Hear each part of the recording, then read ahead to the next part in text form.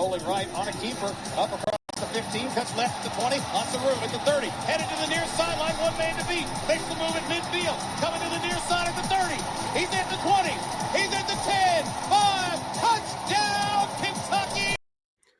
With that, we're off and running with another episode of Bleav in Kentucky. Welcome in, everybody. My name is Vinny Hardy. Got another VH in here, dropping knowledge today. Former Cat DB, former Bears DB, Van Hiles is in here. Van, how you doing, man? Man, I'm doing well. It is a pretty good morning because I did not expect to see what we saw this morning. So I am pleasantly happy right now because after the season was going, man, I'm not sure what was going to happen. Absolutely. And look, y'all hear Van on the locker coming up later on tonight with Anthony White, Larry Glover live, Tom Leach, Monday morning quarterback. Y'all hear him everywhere dropping knowledge. So Van, appreciate you having enough in the tank for us over here at Bleav in Kentucky. I know you're talking about signing day, right? Talking about the class still kind of staying intact and maybe not as many people hitting the portal as you thought, or what? It's what? Yeah, it's all the above. I mean, you see, it's just interesting that, and I understand it. When you only are a Kentucky fan, I totally get it. We only had two guys to flip. I mean, you see all over the place, people flipping from here to here. They only have two guys to flip after going 4-8, and only have after winning one game in the conference.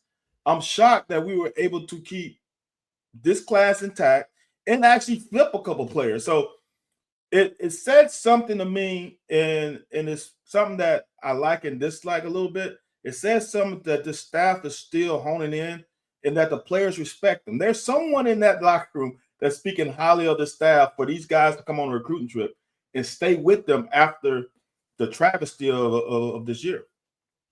Yeah, because I said 8-4, and I meant it. I think if they show up, they were better than 8 teams on the schedule. There were 4 teams on paper that were better than them, but you play the game. We'll see what happens with Texas, Tennessee, Georgia, and Ole Miss.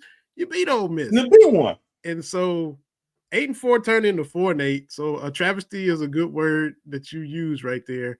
And now it's supposed to be all these moving pieces. Look, Dakiel Shorts, one and done. Come in, coach receivers 1 year.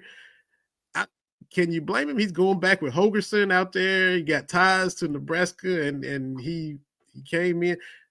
And I want to get your thoughts too, because he came in, young coach, up-and-coming coach, played the game well, did his work as a player, expecting to coach under Liam Cohen, and then he's coaching under a new OC himself. So I wonder how weird that was for him to adjust to a new coordinator, first of all, or was that an easy transition, or how you think that was? And you see him kind of leave, after a year here with the offenses that we've kind of been. Yeah. Coaching is coaching. I don't think that was an issue. I would say there's 2 issues. He got here late, so getting himself acclimated to the room was one thing. But look, man, we don't get him here if Holgerson doesn't get fired at Houston. So that's the first thing. Okay. Second thing is, if I'm at a spot, and I don't know if he loved it here or not. He's only been here a few months. And I'm not sure he might have liked the style of not the play, but the coaches in the room might not have meshed with him. I don't know that either. But I'll tell you one thing. When a guy you played under in college and a guy who brought you to the college ranks to coach moves on and calls you, you're probably going to take the call. Mm-hmm. I don't think he left here for, it's like the head coach who leave for their dream job, right? This was his dream situation. He knows that Dana's going to take care of him. So why not go to a situation whom you are ultra familiar with? You play for him, you coach with him. That's an easy choice to say, okay, I'm going. Now, if he would have went somewhere else, now that throws up more red flags. So I'm not so concerned with him leaving because no one else has left yet. If you would have had Collins and Boulware leave, then it'd be like, something's going on. But to have this guy go to a situation with a guy he's ultra familiar with, I'm not thinking twice about it, but I'm thinking about it, but I'm not thinking twice about it. You mentioned Collins. Talked with him a few times, and a couple years ago, he was kind of in a similar situation as Shorts. Well, I mean, I don't know if Shorts is married, but Collins got a family. But Collins is the young guy coming in, brand new staff, coaching what the head coaches specializes in. So Shorts is a young guy coming in, same guy, young guy coming into a new spot. Obviously, they want you for what you've done, and then you also can adjust to what they do as well in order, and at the same time, kind of still be yourself. So I think that's a tightrope people walk. But you mentioned Collins, and you also said that this was the worst secondary that you've seen Kentucky have. And that's after winning in Oxford, where we saw a guy like Tryon Nichols step up and be thrown in and hold up well against those Ole Miss wide receivers, which maybe that's the bright spot of the year for the secondary. Yeah, look, I'm gonna say this. When there's two things that matter, having discipline with your eyes. The thing that I'm blumbering here because I want to say the right thing without offending too many people. Okay. Here's the deal. The thing that happened to this unit was losing Max. So then when you lose Max, now you got to have people who are playing out of their role and out of positions, and so to speak. Not to say they're not corners, but they're thrust into a position where they shouldn't be. It's kind of like, I don't know if you guys, I'm a Laker fan. I don't know if you guys remember Rondo in the bubble. When Rondo got hurt prior to the bubble, the Lakers were faltering. Once Rondo came back, he put all the pieces back to where they're supposed to be. Max made or forced JQ to become the number one corner. And now I don't think he was ready for that role. And now you force Nichols. Now you force other DBs to play not out of position, but out of the ranks. And having a number one corner makes everybody's job easier because you know as a coach that guy's going to take care of his job. Now we can put help to a JQ side. Maybe we can roll a safety over there to help him out because we know Max can cover that guy by himself. So those things I think affected the secondary. For me, the safeties have not played well. And for safeties, as I say, safeties are the ones who's supposed to eliminate mess ups up front. They're the last men of defense, probably 90% of the time. And if they are not sound with their discipline, their eyes, you're going to get big plays. The reason why we were great on defense the previous years because we didn't give up big plays. We made the offense snap the ball consistently. This year we gave up too many big plays. The Florida game is a great example. Just giving up 60, 70 yards. That's not our calling card. We make you snap the ball. And when we do that, now the defense and now fans are going to start complaining about stuff that, I mean, is on the players for the most part. The front seven and the back four work hand in hand. You look at Deon's numbers. He wasn't as dominant as last year. You look at the sack numbers, look at tackle for loss, things of that nature. You did your cut-ups, and like everybody, I didn't mention them. Everybody knows, V-Styles, the cut-ups of all the games, the first half. The first drive Louisville had, Shook Rose left. Deone and JJ, to me, are just kind of cruising, not really hustling. And then they saw, oh, he's holding the ball. Let's get over there and try to get a sack. Now, I don't know the X's and O's and ins and outs as intricately as you, but that's what I saw. I'm like, they could have been over there and probably, we remember the hit JJ had where he forced a fumble. Yes.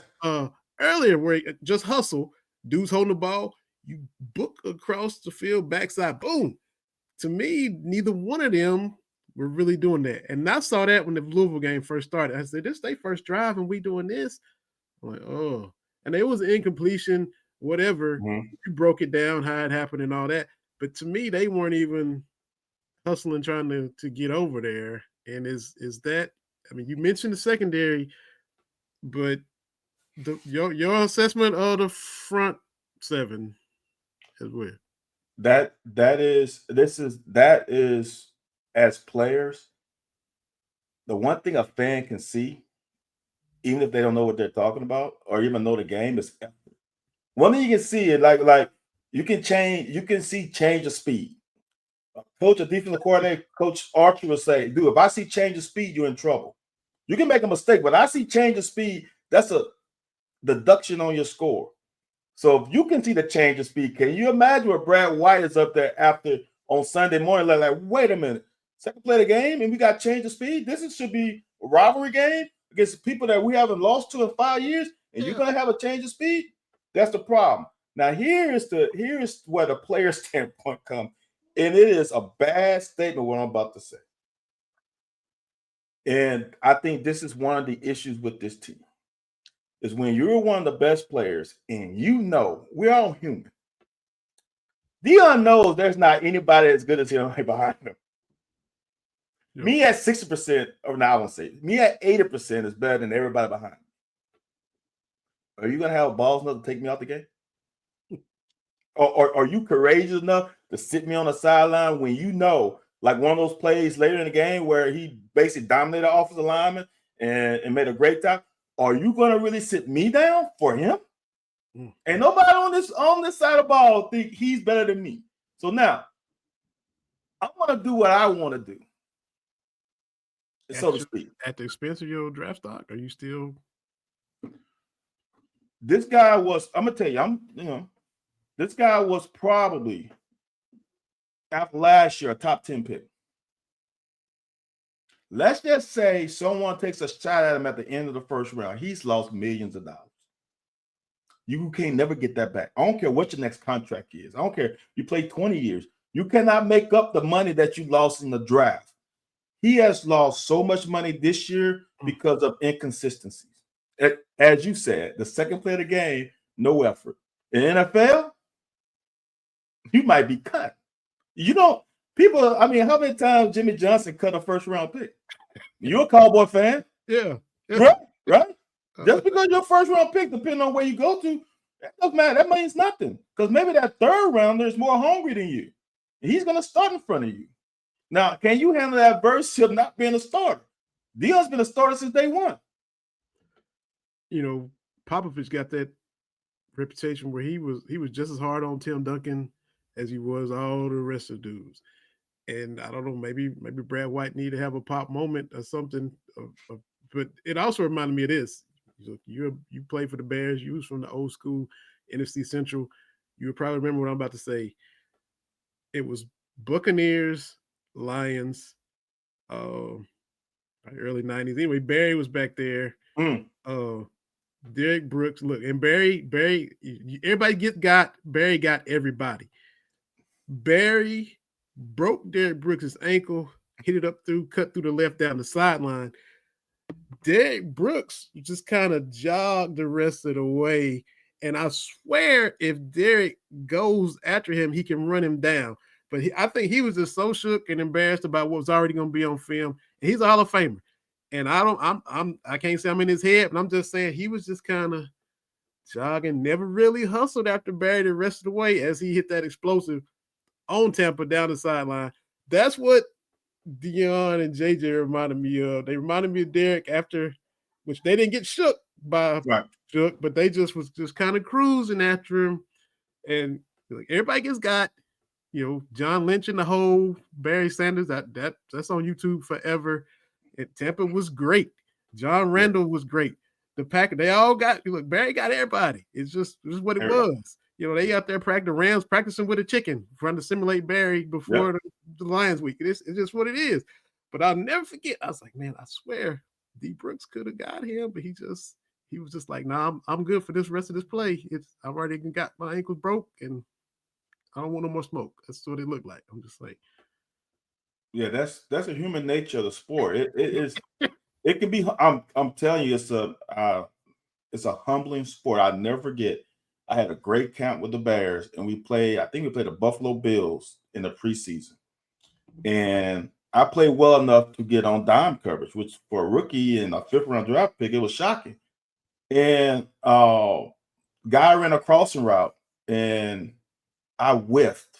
And the coach was like, man, you've been playing so well. I knew you was going to lay him out. I'm like, dude, the speed of the game is so humbling. People do not understand. The speed of the game from college to the pros is night and day, and the speed of the game from preseason to regular season is also night and day. I don't care if you have that's why I don't even really watch preseason, because it ain't the season.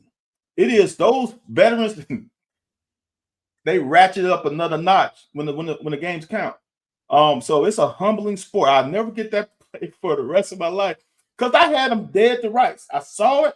I read the play. I did my study. I knew it was coming, and he just ran right by me. When I broke on the ball, he was going too fast, and I totally whiffed. He totally went in front of me. It's humbling. I'll just say that. So I'm not shocked by that. Yeah. Now, did you ever get, and we seen all the clips. We talked about you being the only guy to pick Peyton Manning in high school and college. All of the clips everybody watched the locker. Your clips, you say you're not that athletic, but you were athletic enough. We see your coverage skills. We see how you were kind of cerebral the way you played the game as well. You combined the brains and the brawn. Was there ever a play where you got in the SEC, or did one that stands out where, or maybe some of the things you break down on watching with Styles, where a guy doesn't have the right eye discipline, or he's doing? Is there something where young Van Hiles was like, man, my eye discipline was bad here. I got beat on a double move here, where you had to just kind of take your medicine? That is it. The double move. So we were playing Auburn. Had to be in 95, because we played them at home. I think we played them at Auburn 94. So 95, I was injured. I wasn't supposed to play. Coach Archer comes to me on the sideline and said, Van, look, man, can you go? I'm like, of course, Coach, I can go. He said, all right, I need a play. We are in a situation where we're struggling. He didn't say all this, but he said, based in the point of the game, we were in a bad situation. Offense wasn't moving the ball. Defense was kind of struggling. He said, man, I need someone to make a play. You the playmaker, go make a play. I'm like, all right, Coach. Now, he just hyped me up. Now, I'm like, I'm ready to go up in there. I'm like, I've watched the game. They run this little hitch. I can't remember if it was 1st and 10 or 2nd and 8, whatever. They run hitches. I'm like, all right. I've been watching the sideline. I know when it's coming. I know the formation. I know who they like to throw to. So I go in the game. I'm like, oh, y'all going to try to get me on one of these hitches. Oh, it ain't going to happen. Man, he ran a hitch and go and scored. So same thing. So when I broke, I didn't have bad eye discipline, but my technique was bad. You always break to the upfield shoulder, protect the tackle first. Then if you had a good break, then you just go in front. No. I was going in front the whole time. Didn't even touch the receiver. He pumped. I tripped, and I laid on the ground on my stomach the whole time. I just knew it. All I ever, and then their fans was in that corner. You know what their fans are in the corner.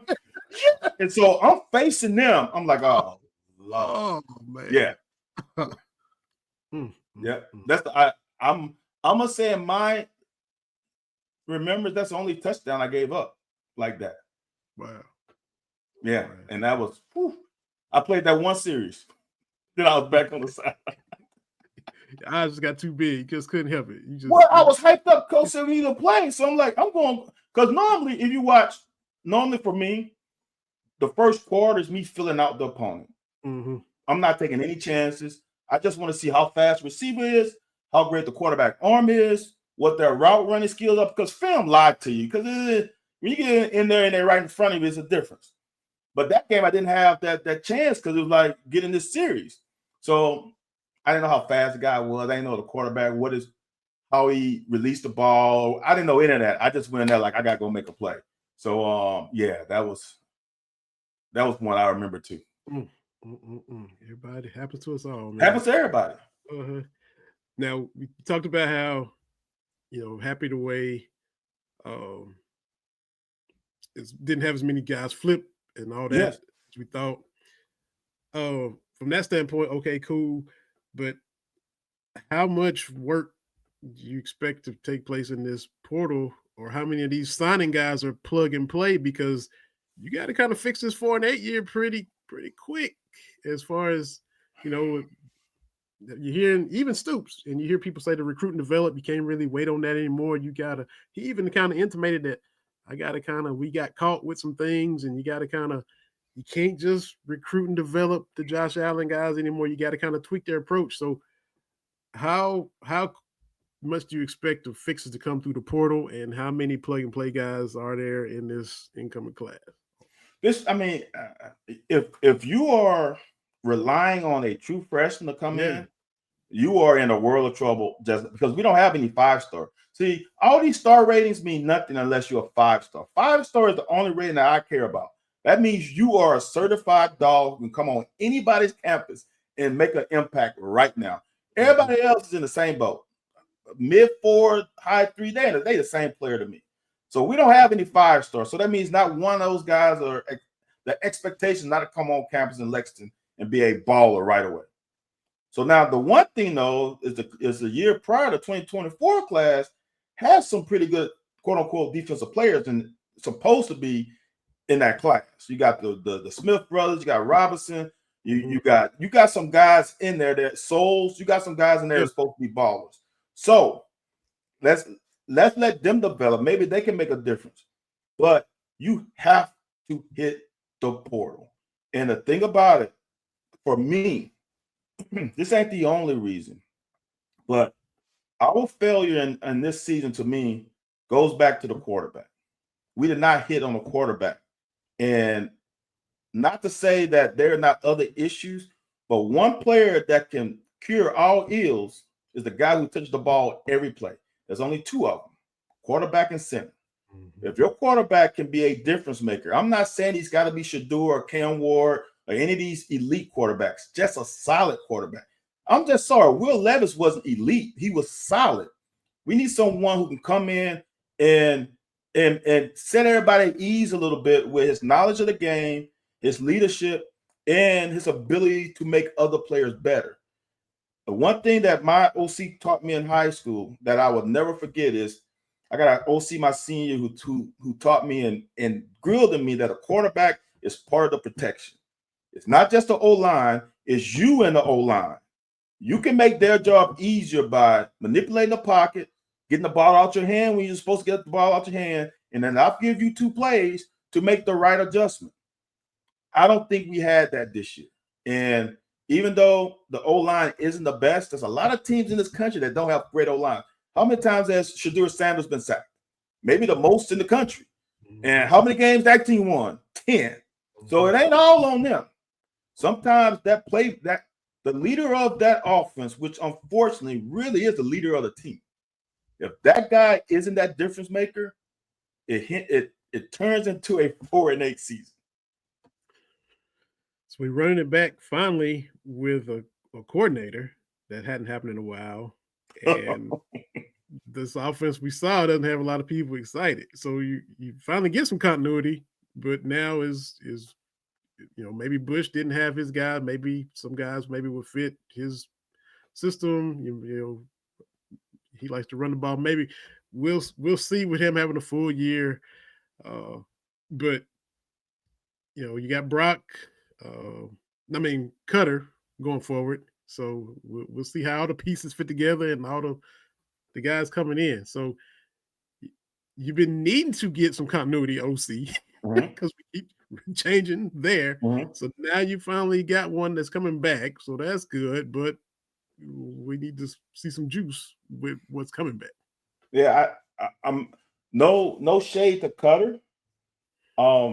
But I still think you need a quarterback in the portal. I think you need an experienced guy, maybe a grad guy. You don't need a guy to come in too, because I think Cutter can be your guy after next season, or maybe in the middle of next season.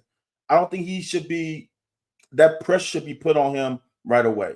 So I personally think they need to go hit a grad transfer, a guy who will come in, just like Louisville got Tyler Shuck. He's not an elite quarterback, but he's ultra solid. You need somebody who can, just put everybody at ease with his knowledge and his command of the offense. They need somebody in that vein.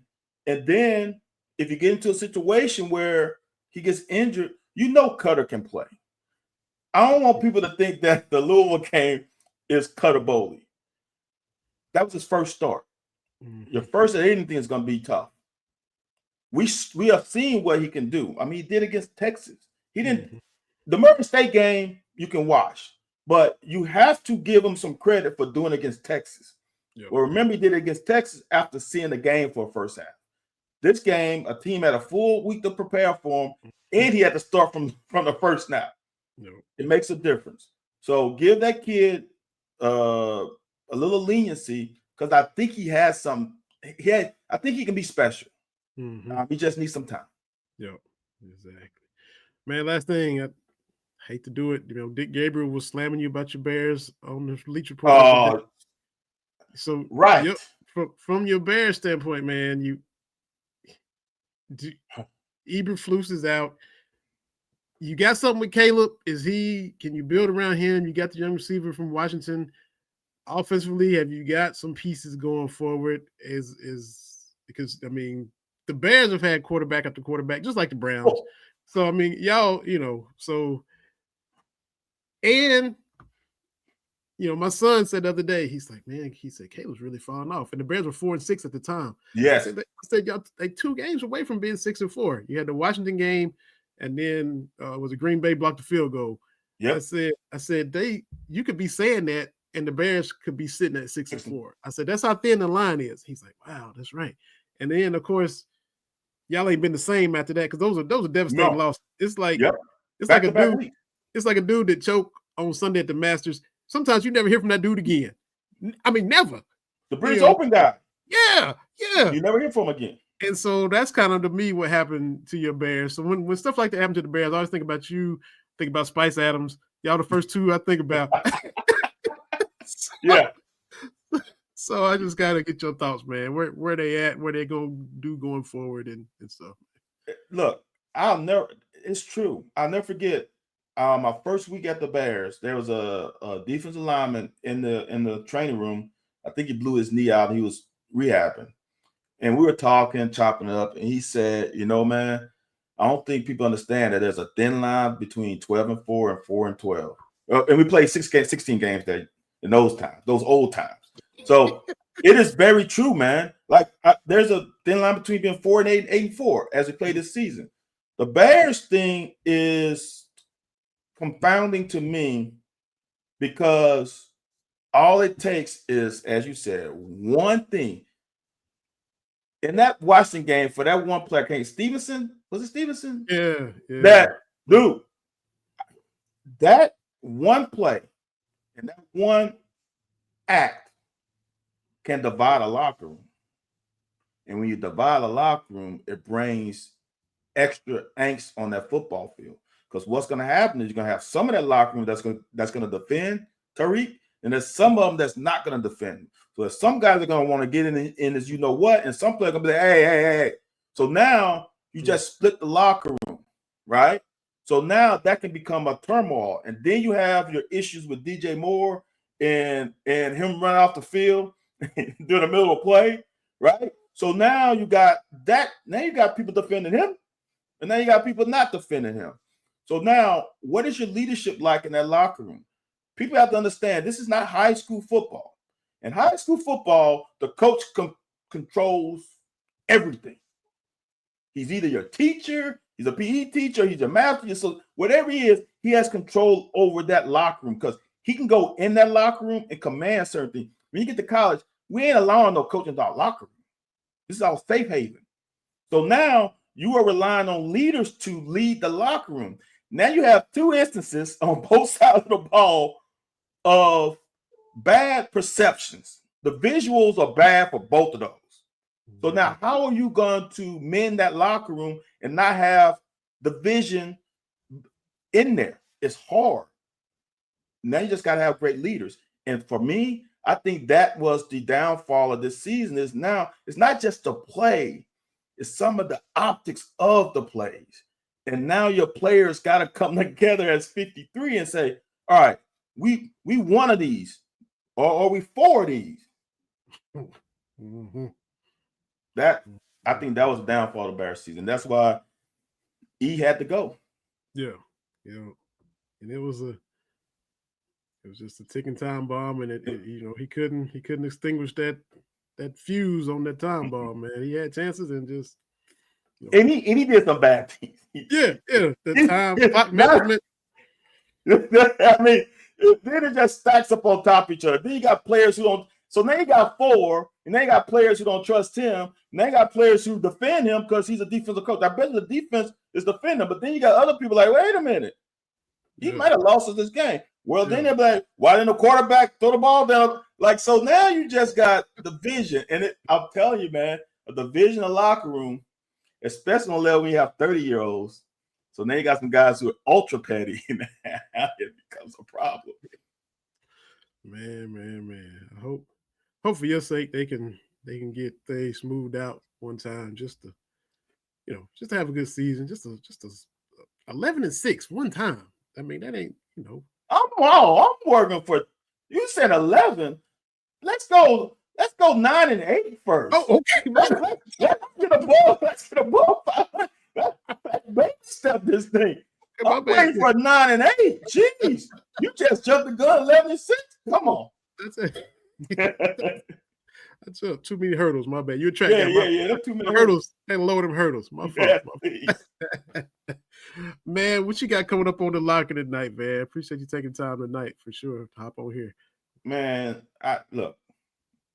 People really don't think it's true. I have no idea what we're gonna talk about. We don't go in there with a plan. We don't go in there with an itinerary, a list of we just go. Anthony says something, I say something, and sometimes it goes for the whole hour. And we want to. He's got something he want to talk about. I might want to talk about it, but it's free flowing. Hey, good stuff, man. I always enjoy it. Enjoy all the breakdowns, all the cut ups. You was a soldier going on Leach Report every Monday after a lot of these losses. So give you that. Look forward to your first one next year, and hope we have some happier Mondays next year, man. Who you telling? Oh my goodness, I can't believe it. Yeah, you're right. I'm the reason why we lost all these games.